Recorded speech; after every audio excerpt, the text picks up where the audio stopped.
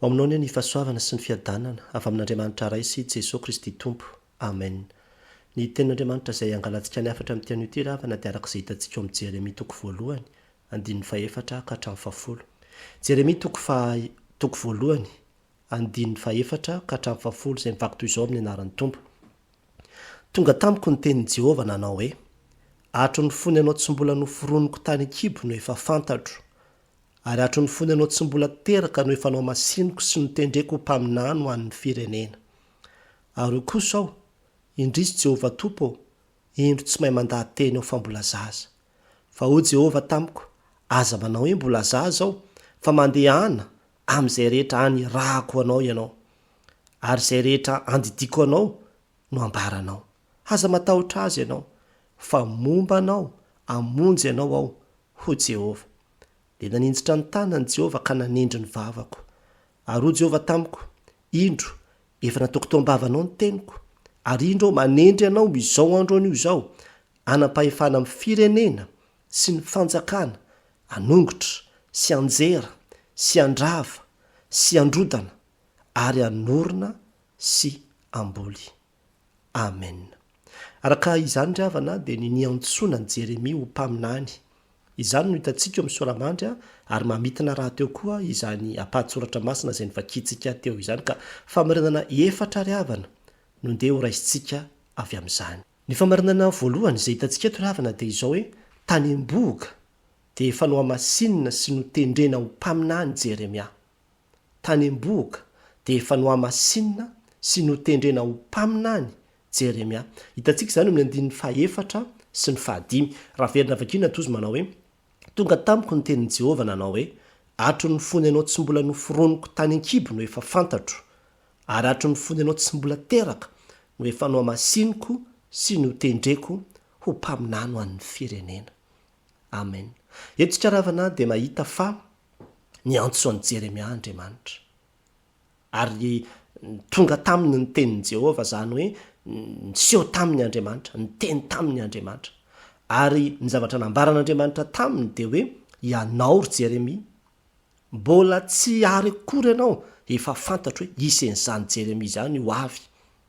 Ary tsy mbola teraka ianao, zany hoe mbola tany am-boaka ianao, dia efa nohamasiniko ary efa notendreko ho mpaminany ho an'ny firenena. Mbola zaza, mbola zavatra mbola tsy niaterahany, ary mbola tsy fantatra hoe roviana zany. Nefa Andriamanitra zany efa tena petrapetraka sy efa matipaika daholo ny planina ho an'io zaza io, ary efa tonga dia nohamasinina io zaza io. Dikan'izany hoe nohamasinina zany dia efa nomeny fanahiny zany tao anatin'io zaza io. Tsisy zavatra, tsisy hoe masimasina amin'izao zany, fa ny fisin'ny fanahan'Andriamanitra mitoetra ao anatin'ny olona, na tany amin'ny testamenta taloha na tany amin'ny testamenta vaovao, no ahatonga ny olona ho masina. Dia efa notendreko izy hoe mpaminany ho an'ny firenena ity zaza ity. Nefa zaza mbola tsy teraka akory. Tsy nanontaniana ny hevitry le zaza, tsy nanontaniana ny hevitry ny ray aman-dreniny, fa Andriamanitra mihitsy ny tonga dia nilaza hoe: zay ny planako taminao. Mbola tsy nisy ianao dia efa nanana eritreritra anao, fa fantatro tsara hoe ohatr'izao le zaza hiteraka sy ho avy eo. Dia rehefa tonga dia zay no amasiniko hatrany an-kibo, dia nitendreko ho mpaminany ho an'ny firenena. Inona ravana ny lesona antsika tsoahana avy amin'izany? Tena miasa Andriamanitra ravana hatrany anatin'ny zaza ny mboaka any, dia efa miasa Andriamanitra. Ary eto ravana dia te hitano antsika fa tena tsy azo ataony manala zaza, satria eto zany tsika dia mahita tsara fa any am-boaka zany dia efa misy mission efa voatendro ho an'le zaza. Ka raha soronao le zaza dia amin'izay fotoana izay mety misy zazakelany zany tokony ho ingénieur, tokony ho dokotera, tokony ho pastera, tokony ho filoham-pirenena, nalan'ny olona. Andriamanitra manana planina amin'io zaza io, na dia tsy manana planina ho an'io aza ny ray aman-dreny. Ary izay zavatra izay mila raisintsika amin'ny finoana zay, satria ambaran'ny tenin'Andriamanitra eto zany. Any am-boaka dia efa manana plan ho an'ny olombelon'Andriamanitra. Ary tsy Jeremia ihany, fa ho antsika rehetra mihitsy, hatrany am-boaka dia efa misy planin'Andriamanitra ho an'ny olombelona tsiraray avy. Ary izay no mahatonga antsika hoe manohatra tanteraka ny fanalan-jaza. Fa indray mandeha koa dia nisy olona nanontany aho hoe: za moa pastera tsy fantatro mihitsy hatramin'izao hoe inona zany ny tena plan an'Andriamanitra amiko, inona ny tena antson'Andriamanitra amiko. Toa tsy hitako izay ataoko, fa izay ataoko ohatrany tsy dia mety daholo. Izao hoe tsy voatery hoe ianao koa anie fa na hoe zavatra zay tanterahanao fa ataovy tsara fotsiny ny andraikitrao fa amin'ny maharem-pianakaviananao ataovy tsara fotsiny ny andraikitrao amin'ny maharem-pianakavianao fa tsy fantatrao mihitsy fa mety aptaon'Andriamanitra ianao hitaiza zaza izay ho lasa filoham-pirenena ohatra. Dia amin'izay fotoana izay zany mission anao nitaizan'io zaza io ohatran'ny Maria anie zao zay ny missionany nitaizan'i Jesosy Kristy. Tsy voatery isy zavatra koavana be foana avy aminao fa ny zavatra zay mety ho amin'ny zanakao koa amin'ny manodidina anao koa efa mission zany. Atsarovako ilay mpanompon'Andriamanitra anankiray nanome baiboly izy tany amin'ny hopitaly dia nisy rangahy tao mizarazara baiboly ohatr' izao fotsiny izy dia nisy lehilahy anankiray tao izay antsoina hoe Ravi Zakaria nandray an'io baiboly io tany Inde no seho ny tantara Hindoa tena pura mihitsy zany lehilahy zany fa tena tonga dia napetra n'ilay baiboly kanefa rehefa tsy hita izay nataony tao amin'ny hopitaly tao dia niraisiny ilay baiboly dia nivakiny dia nanomboka nivakiny tsy nijanona tsony izy fa vitany hatramin'ny farany namaky an'ilay baiboly dia nanolotra ny fiainanaho an'i Jesosy Kristy izy rehefa vita n'ilay izy nanolotra ny fiainanaho an'i Jesosy Kristy izy rehefa vita n'ilay izy dia rehefa avy eo ny alany ny fivavahana Hindoa nivadika kristianina izy dia lasa nanatra teolojia lasa pastery izy lasa mpitoro filazany tsara malaza be mihitsy efa maty moa zany lehilahy zany gaga be le rangata ty aoriana rehefa niona tamin'ilay Ravi Zakaria izy dia izy nilaza hoe zany ozy izy nanomeanao an'iny baiboly iny zany nanomeanao an'ilay baiboly izy ary rehefa mandinika ny fiainako izy dia tena hoe zay ny antom-pisiko ny anolotra anao an'iny baiboly iny satria tena mijery ny impact ny zavatra ataonao dia tena faly aho hoe mba nanana njara tao anatin'izany zany driavana natoe antom-pisina tsy voatery ho zavatra goavana be takan'inona fa nisy lelakirany anina anankiray zao zay nanampy an'i Jesosy hitondra azy fijaliana izy zay dia efa antom-pisina ngeza be zay ary mino fa tsy voatery hoe hanome baiboly fotsy fa mety ho maro be no antom-pisina izay hanirahan'Andriamanitra antsika eto amin'ity zao tontolo zao ty tandremo ry havana sao dia diso lalana Andriamanitra anie ny tena tompon'ny fiainanao fa tsy ianao any amboaka dia efa fantatra Andriamanitra hoe namboatra olona ohatran'izao dia izao no ataoko anarany dia ohatr'izao avy ny fiainany ka raha tena tianao no tonga amin'izay tanjona sy ahavitany iraka nampanaovina anao sy ny antom-pisianao tsy maintsy manantona n'Andriamanitra ianao dia mangataka tolotsain'Andriamanitra ampahafantaro ampianaro inona ny sitraponao inona ny tianao ataoko fa vonina hanatanteraka izay hanirahanao anahy dia izay ny zava-dehibe indrindra fa tsy hoe rehefa tafita ny olona anankiray dia hoe ny hoe tafita sy ny mahavita mission manko tsy mitovy mety misy olona tena tafita fa tsy hany mihitsy lalana nitondran'Andriamanitra azy dia ianao ve dia mieritreritra hoe misy olona dia tena hoe ny mission nomen'Andriamanitra azy eto ambonin'ny tany dia andeha hivarotra toaka hamahana olona zava-mahadomelona dia izany ve dia hoe tafita be mihitsy izy dia izany ve ny mission ampanaovan'Andriamanitra azy tsy ampanao mission amin'izany mihitsy Andriamanitra mety ho tafita ny olona sasany fa diso lalana ary zava-dozy zany diso lalana eo amin'izay tena misy mission ny antsonanao sy nampanaovan'Andriamanitra anao tiano ataonao ihany zay ihany misy ny fitahiana sy ny fiadananao anao fa zay atao dia fataro Andriamanitra io ny ravana manana tanjona be dehibe ho antsika olombelona ary ny tanjona lehibe indrindra amin'izany dia zao ny hitondra antsika ho any an-danitra zany ny tena tanjon'Andriamanitra ka ny antom-pisian'ny olombelona rehetra eto ambonin'ny tany dia izao ny andeha ho any an-danitra saingy be dehibe moa ny miodina be dehibe ny miala be dehibe ny tsy tea alalan'Andriamanitra fa ianao zay mandray zo afatra izao dia tady idio zany fa zany ny plan'Andriamanitra amintsika dia ny ahatonga antsika hiara-honina aminy mandrakizay tsy ny eto ihany fa mandalo ny eny eto fa ny mandrakizay mihitsy izany ny plan an'Andriamanitra ao antsika ny fantaniana mipetraka amiko sy aminao ary zany dia izao hoe fantatrao ve ny antom-pisianao eto amin'ity zao tontolo zao ty mitaonanao ary havana angatao ny tompo angatao ny tompo hampahafantatra anao inona ny antom-pisiko inona ny tanjonao inona ny tianao ataoko dia io koa moa tsy voatery tonga dia izy valiteny renesinao avy any an-danitra ao fa ataovy tsara fotsiny izay efa ataonao eo dia ho hitanao fa ny oriana any ho tsapanao ihany eo ary le zavatra nataoko tahaka an'izao ka iny tahaka an'izao zay dia araka ny fanambarako teo na zavatra kely ara fa mety ongeza be dia izay efa zava-dehibe zay amin'ny atao hoe antom-pisiana dia angatao ny fanahy masina hitaridarana antsika hahafantarantsika azy ny famarinana faharoa izay hitantsika tokoa nefa dia izao hoe aza manao hoe mbola zaza fa mandehana amin'izay hanirahako anao ho Jehova tamin'i Jeremia. Aza manao hoe mbola zaza fa mandehana amin'izay anirahako anao ho Jehova tamin'i Jeremia. Hitantsika zany ny andininy fahenina sy ny fahafito. Raha verina vakina tozy manao hoe ary kosa ao indrisy Jehova tompo indro tsy mahay mandahatena ao fa mbola zaza fa ho Jehova tamiko aza manao hoe mbola zaza ao fa andeha amin'izay rehetra nirahako anao ianao ary izay rehetra andidiko anao no ambaranao. Eto ravana dia hitantsika fa namaly Jeremia hoe indrisy ohatrany hoe désolé tena tsy mety amiko fa za mbola zazakely. Aiza koa ny andehanako anao mpaminano amin'ny firenena zany hiteny amin'ny firenena iresaka amin'ny mpitondra iresaka zany ane zany le mission ampanaovina azy de tonga tozy manao hoe tena mbola zaza io zaza zay ambara eto io ravana araka ny ambaram-pandika soatra masina de hoe tokotokony no 70 taona any hoany izy amin'io latsaky ny 20 taona zany de vero am'izany ny ankizy 70 taona am'izao fotoana zao mbola tsy feno taona akorany zany raha izany ny tonga de mahandray ny afatra hoe ianao atao mpaminany ho an'ny firenena mazava ho azy fa mety tonga dia manana réflexe ohatrany any Jeremia izy de manao hoe mbola kely loatra fa hoy Andriamanitra aza manao anao hoe mbola zaza aza manao anao hoe mbola zaza fa zao fotsiny rehefa ampiasaiko ianao na zaza na inona de zao mandehana amin'izay anirahako anao fotsiny mandehana amin'izay anirahako anao zany hoe mbola tanora be mihitsy zany Jeremia de efa nanomboka ny asany mbola any 70 taona any zany de efa nanomboka ny asa mahampaminany azy ary tena mbola tanora tokoa zany inona ny lesona azoka tsoahana avy am'izany be de be ry havana no mety ho karazana tahotra sy sakana izay apetrako ny olona amin'ny antson'Andriamanitra fantatsika fa raha i Mosesy ary de tratran'izany koa rehefa nantson'Andriamanitra izy hoe mandehana ianao manafaka ny olona any Egypta zany olona sy nahafahany Mosesy zany amina million fa tsy hoe olona anankitelo na hoe tokantrano anankiray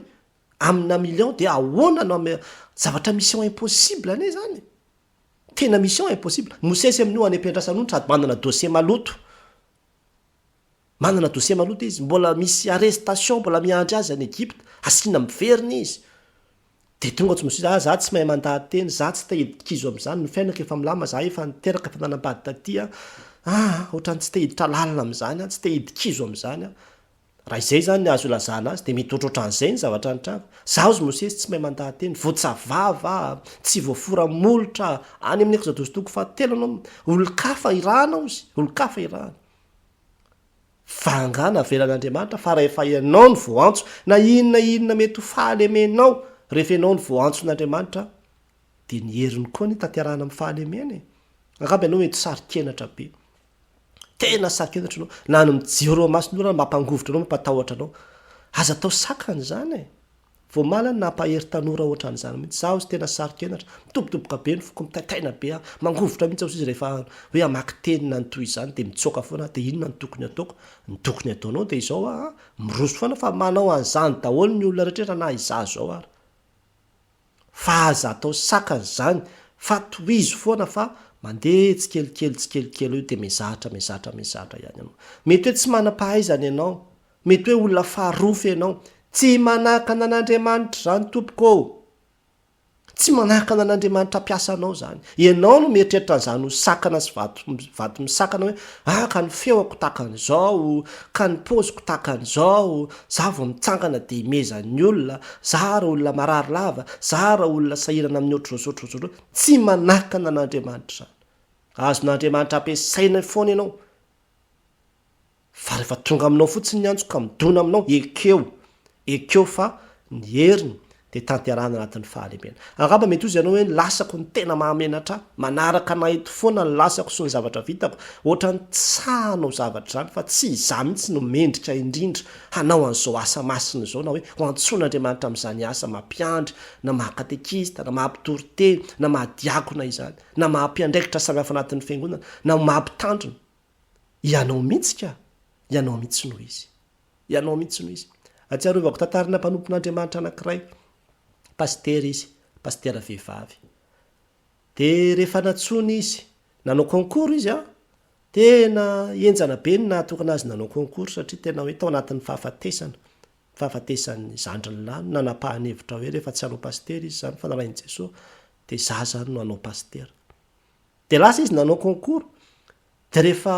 nanao concours izy de afaka de tonga tany nisy fivorina lehibe mihitsy natao tany amin'ny toerana zay niaviny fivoriny mpiangonana ngezabe de natsona hoe aiza le olona ohatra nyzosotro iny fa afaka izy tamin'ny fianadinana nidirina pastera de tonga avy any izy niaraka tamin'ny sorta kely araka ho fitantarany sorta kely izy natonga avaka avy any de voloko por volo kely de za tena hoe vao hitandroa de hoe ty le hoe anao pastera de hoe ty ve le anao pastera de ozy izy le tena io mihitsy izy mihitsy io zao mihitsy io mihitsy ny tadiavin'Andriamanitra ary tena nahavita efa retraité moa zany mpanompon'Andriamanitra zany fiangonana ray ny netiny nandra-paretraité ny ary tena nahavita le no heveriny hoe zao ve katitaka kely sorta kely sy mifohy volo kely fa nahavita hatramin'ny farany izy vita ka tena vita moa zany hoe ny ankohonako ane ry pastera ka tena tsy modely ny vatiko aza mbola ohatroko za ve de ho antson'Andriamanitra zany mihitsy no antson'Andriamanitra anao ka tena ao anatin'izany mihitsy aza mba mangatakandro aza mba mibe excuse ry havana fa rehefa miantso anao Andriamanitra de valio ny antsony ny fanontaniana mipetraka amiko sy aminao ary de izao inona mety manakana anao tsy hanaovanao ny asan'Andriamanitra mitona anao ary havana aza be fanahina na be excuse na be fandavana fa ikeo fotsiny ny antson'Andriamanitra fa tsy adal'Andriamanitra tsy adala izy miantso anao ary ny fanahy masina no angatao mihitsy hoe fanahy masina hoe isory ty anatiko ty izy zavatra rehetra manakatsakana sy mampatahotra rehetrarehetra fa ataovy manana faharisen-dahatra feno hanatanteraka ny antsonao ny famaritana fahatelo zay hitantsika tokoa nefa de zao hoe aza matahotra fa omba sy hamonjy anao ho Jehova tamin'ny Jeremia aza matahotra fa omba sy hamonjy anao aho ho Jehova tamin'ny Jeremia tatsika zany andin'ny fahavalo raha verina vakina tozy manao hoe aza matahotra azy ianao fa momba anao hamonjy anao aho ho Jehova eto ravina de hitantsika fa misy tahotra ihany zany tao anatin'ny Jeremia misy tahotra tao anatiny tao ary tahotra io rehefa Jeremia ny tahotra olona zany satria hoe aza matahotra azy ianao tahotra ny masony vahoaka tahotra ny reaction-ny olona tahotra zay ho tenen'ny mpitondra tahotra samihafa misy tahotra ao anatiny ao ary nampaherezin'Andriamanitra izy hoe aza matahotra azy ianao izy fa za omba anao de za hamonjy anao satria ny asan'ny mpaminany any aravina tena sarotra vao manomboka miteny fotsiny anao marina de tena tonga de be fahavalo ianao ary tena tsy ho tiany olona anao ho alan'ny olona ianao hoenjehn'ny olona anao surtout tamin'izany andro zany raha ohatra anao ka hiteny faminaniana zao vao hitantsika tamin'ny farany teo ny amin'ny tantarany Amosy fa rehefa nilaza izy ny amin'ny fitsaran'Andriamanitra anjony Israely tratra ny rokalika ane Amosy tratra ny antsojay ane Amosy tratra ny fanilikiliana ane Amosy tena sarotra ary mety azo ny an-tsaina angambany zany mety azo ny an-tsaina zany de mampatokana azy matahotra sady mahatokana azy mitonga de manao conclusion hoe mbola zaza tsy mbola afaka miatrika an'izany zavatra zany fa hoy Andriamanitra hoe aza matahotra andreo ianao izy fa za no omba anao za no hamonjy anao eo anatrehan'ireo olona inona ny lesonantsika tsoahana avy amin'izany tsy mbola miofo zany teny fampanantenany zany nizaniza irahan'Andriamanitra nizaniza antsony isory ny tahotra fa Andriamanitra momba antsika angamba ianao mety matahotra hoe tena be fahavalo mety tena misy tokoa ny mpanenjika mety misy tokoa ny mpanaratsy mety misy ny tsy tia ary io tsy tia io tsy voatery le olona tsy mivavaka fa mety le olona miaraka ao ihany azany mety tonga de tsy tia anao tsotro zao fotsiny mety misy ny manaratsy sy manenjika anao arisy atsy fa izao aza matahotra azy Andriamanitra ny momba anao Andriamanitra no hamonjy anao ary tsisy zava-mahagaga zay tsy hainy atao tena sarotra ny eriavany zany mitory filazany tsara any ambany vohatra vao mieritreritra an'izany anao de ohatra ny za tsy hanao an'izany asana mpitandrany zany fa tena tsy hidikizo am'izany vao androany maraina zao no miteny any be fotaka ao izy no mitory de 4 kilometatra miala amin'ny Manakary zany 23 kilometatra miara amin'ny Manakary izy mbola andehanana moto sy ny toy zany tena hoe saro dalana be zany atao hoe be fotaka zany any efa nisy no alifan'andriamanitra hitoro ny filazany tsara. Tena misy ny fahasarotana fa aza matahotra ny tompony mompanao, ny tompony miaraka aminao. Indraindray matahotra ny olona be fanahinany amin'ny hoe tena ahoana zany hanina hoanina, ahoana fianaran'ny ankizy, ahoana zao, tsisy atahoranao zany fa Andriamanitra efa miprevoirany zany daholo, efa manomana an'izany rehetrarehetra zany hatramin'ny olona iara-iasa aminao rehetrarehetra, fa voaoman'Andriamanitra sy voalaminy daholo ny zavatra rehetrarehetra. Ny anjaranao dia ny manaiky fotsiny manao hoe inty aho irao aho, tsisy atahoranao. Fa raha ohatra ka matahotra ianao dia lasa tsy mahatoky zany le nanao ny teny fikasana, mahatoky izay ny antso anareo ry havana, ary izy ihany no ahevy zany araka ny ambaran'ny tenin'Andriamanitra. Atsiarovako ny teny Nelson Mandela, ozy izy manao hoe it seems always impossible until it's done. Zany hoe ohatrany rehefa misy zavatra atao izy dia ohatrany hoe tsy ho vita zany foana izy, ohatrany hoe impossible io vao vita. Dia raha tsy efa vita mihitsy izy vitany hoe ay tena vita ihany tokoa le izy. Zany mihitsy anie ny fiainana miaraka amin'ny tompo hoe ny fiantsoana izay antsoan'Andriamanitra anao toy izany hoe tsy ho vitako zany, za ve dia havita zany andraikitra ko avana be zany. Ohatrany impossible izy amin'ny maha-olombelona. Fa rehefa tena ataonao dia ho hitanao fa vitanao ihany, satria mahatoky, tsy diso Andriamanitra fa tena marina izy amin'ny fiantsoana izay ataony. Ny fantaniana mipetraka kosa aminao ary zany dia izao, inona mampatahotra sy mampanahanao?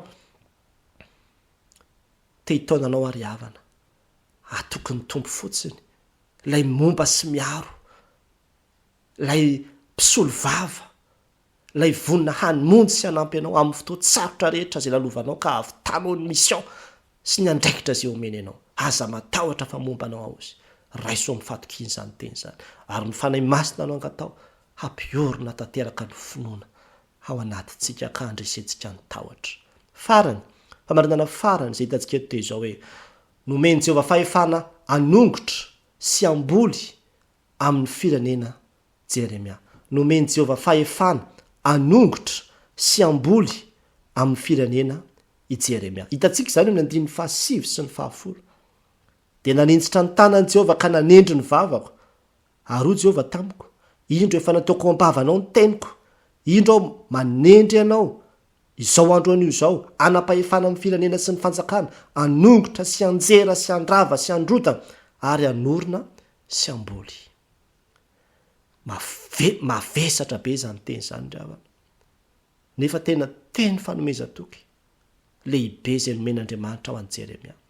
Ataoko ambavanao ny teniko izy, ho ataoko ambavanao ny teniko. Zany hoe vao miteny anao dia tonga dia zany mampiteny anao, zany dika zany, ny teniko no avoaka ny vavanao, ary zaho izy no manendry ny vavanao, zany manendry ny vavanao. Zany hoe rehefa miteny zany Jeremia dia tonga dia Andriamanitra miazona an'io vavany io. Dia io zavatra izay tenen'ny Jeremia io zany dia zavatra misy fahefana io eo amin'ny firenena sy ny fanjakana. Ka raha vao miteny Jeremia dia misy zavatra miongotra, misy zavatra mienjera, misy zavatra rava, misy zavatra mirotana, fa misy zavatra miorona, misy zavatra maniry. Lay teny izay ho tenen'ny Jeremia zany dia tena teny mpampiorenana sy fandrodanana mihitsy. Ary zay zany le fahefana omen'Andriamanitra azy zay amin'ny alalan'ny teny izay ho tenen'ny Andriamanitra no mifeny vavany, Andriamanitra no mampiteny azy. Inona no lesona antsika tsoahana avy amin'izany? Ny asa fitorina filazany tsara ry havana dia tena asa fambolena sy fanongotana. Zany no asa fitorina filazany tsara, ary tsy miova zany fa mandraka ankehitriny dia mbola zany ihany. Ny mpitory filazany tsara amin'izao fotoana izao dia manongotra ny finonom-poana,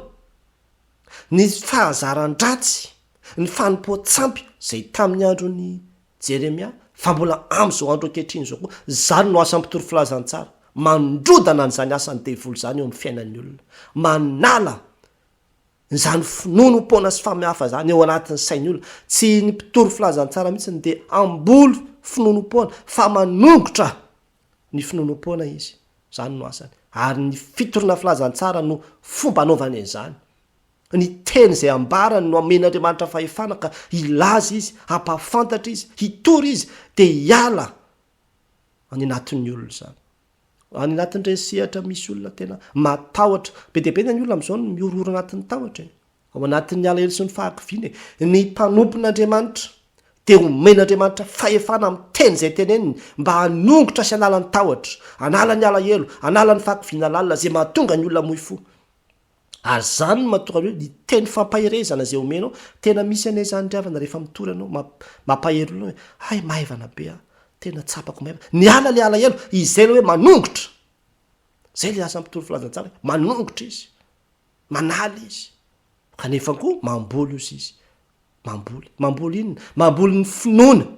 mamboly ny fanantenana, mamboly fitiavana, mamboly toe-tsaina, toe-panahy araka an'Andriamanitra any anatin'ny kristianina any. Zany koa ny asan'ny mpanompon'Andriamanitra, mamboly izy. Ny fanontaniana mipetraka amiko sy aminao ary zany dia izao hoe inona ny zavatra izay volenao any anatin'ny sain'ny kristianina any? Inona ny zavatra izay ongotanao any anatin'ny sain'ny kristianina? Fa io na ny ankizy na ny zanaka na n'aiza n'aiza dia afaka mamboly ianao, afaka mamafy ianao. Ary zany na tonga ny Jesosy hoe mamafy, nohariny tahaka ny mpamafy ny fitoriana filazantsara. Mitaona anao ary havana, mamafaza vokaza mba malaina, fa tsy fantatrao izay ovanina. Voleo foana, afafazo foana ny voan'ny fitiavana, ongoto foana ny voan'ny fankalana, fa ho avy ny andro izay hitsinjatsika hamboara-pitiavana